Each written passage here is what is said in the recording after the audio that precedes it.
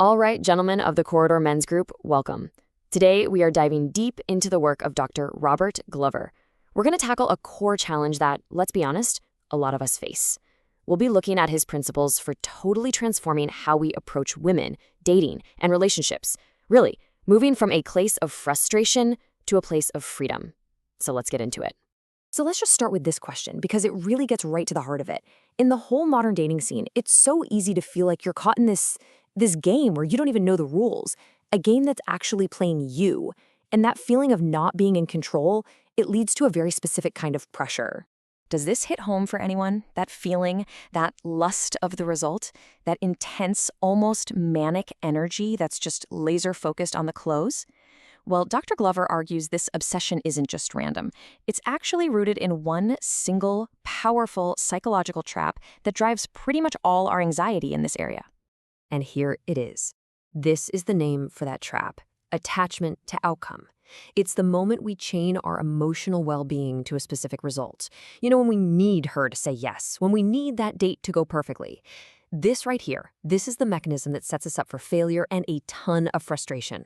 This attachment to outcome, it's really the cornerstone of what Dr. Glover calls the dating game trap. So let's take a look at the common strategies that honestly just make everything worse. Yeah, the whole pickup mentality. It promises all these shortcuts, but as you can see, it often just creates geeks with techniques. It's a system that literally feeds on insecurity and ego, and it reduces women to these one-dimensional objects for validation. And here's the real kicker: even when it works, it just reinforces this toxic idea that your real, authentic self isn't good enough, and that ultimately degrades everyone involved. Okay, so if the pickup game is the trap, what's the way out? Well, it starts with understanding a core dynamic that Dr. Glover calls polarity. And it's so important to think of this not as rigid gender roles, but as an energetic dance between two fundamental forces. And here's how those energies break down. The masculine essence is all about seeking freedom. It wants to differentiate, and it gets activated by challenge. The feminine, on the other hand, seeks security. It desires fusion or connection, and it's activated by that very connection. See how they're fundamentally opposite? It's that tension, that push toward freedom versus the pull toward fusion that creates the spark, the attraction that we call polarity. So this slide shows us the two paths a man can take. We can operate from what he calls a lower masculine, which is really a state rooted in fear. It becomes controlling, rigid, and it lashes out when it gets scared. Or we can consciously develop our higher masculine, becoming like a lighthouse, just this constant, solid, unwavering presence that gives from a place of abundance, not from a place of neediness. But listen, this is not about becoming some kind of cartoon character of masculinity. As Susan Sontag so wisely pointed out, the real goal is integration. A truly powerful man isn't afraid of his receptive, more feeling, more feminine side. Actually, learning to nurture that side of yourself is the real key to inner strength. And this idea of integration leads us to one of Dr. Glover's most powerful concepts: husbanding your inner self. The principle is actually really simple. Before you can be a powerful, stable presence for anyone else, you first have to provide that for the receptive, feeling part of yourself.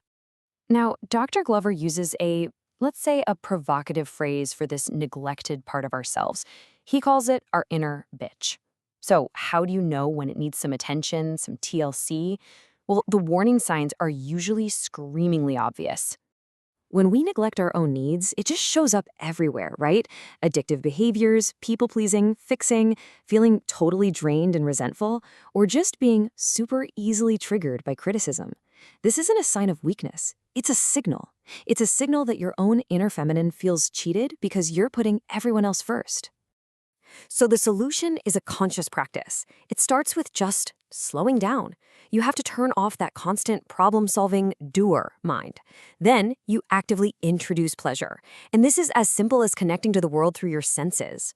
A really crucial step is to practice receiving. This can be hard for us men, but it is essential. And finally, you have to plan it. Don't wait to feel good. You have to schedule these nurturing experiences into your life. So once you start doing this inner work, your entire approach to the external world of dating it has to change. And this is what's called the conscious dating method. It's a strategy that's built on internal strength, not on getting external validation. And this right here, this is the single biggest mindset shift you can make. Your goal is no longer to get the girl. Your new goal is simply to find out who she is. This instantly changes the entire dynamic. You become a discerning man who's gathering information, not a needy boy who's just seeking approval. To help with this whole information gathering mission, Dr. Glover offers the relationship pyramid. It's a really simple tool to help you classify who you're interacting with. Your only job is to figure out where she fits, honestly, and most importantly, without being attached to her landing in any specific category.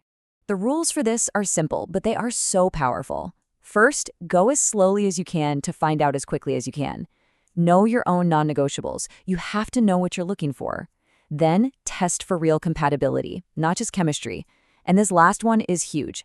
Practice catch and release. Be a good ender. When you realize it's not a match, end it with dignity and respect. I mean, this slide just lays it all out, doesn't it? You can see the two approaches side by side. Pickup is about scoring. Conscious dating is about personal growth. One is based on deep insecurity, the other is based on self-acceptance. One creates a technician, while the other helps you become a truly integrated man. All this work leads to the ultimate goal, becoming the kind of man that a great woman is just naturally drawn to. This isn't about techniques anymore. It's about embodying a whole new way of being in the world. And the path to becoming that man, it starts with radical honesty, being completely transparent even when it's uncomfortable. Now, why is that so important? Because hiding parts of yourself is just another form of seeking approval. Real transparency, that's the foundation of trust and true connection. This is a total game changer for so many guys. Your job is not to manage her emotions. You have to stop trying to please her, stop seeking her approval. When you operate from your own solid core, you give her the gift of your authentic self, and that is far more attractive than any pleasing behavior you could ever fake. You have to take 100% responsibility for your own emotional state. When you feel anxious, learn to soothe yourself. Don't use her or the situation to manage your feelings through control or avoidance or manipulation. This is what true emotional maturity looks like. And here we are, full circle. The ultimate expression of this integrated masculine energy is the ability to let go of all attachment to outcome, to be fully present, to be fully engaged, but at the same time to be completely free from needing any specific result. This is where your true power and your true freedom really lie. So, I'm going to leave you with this question from Dr. Glover's work because this is a call to action. Where in your life are you maybe losing yourself a little bit? And what is just one small step you can take, starting today, to assert who you are, what you want, and where you stand? Because the journey, it starts right there.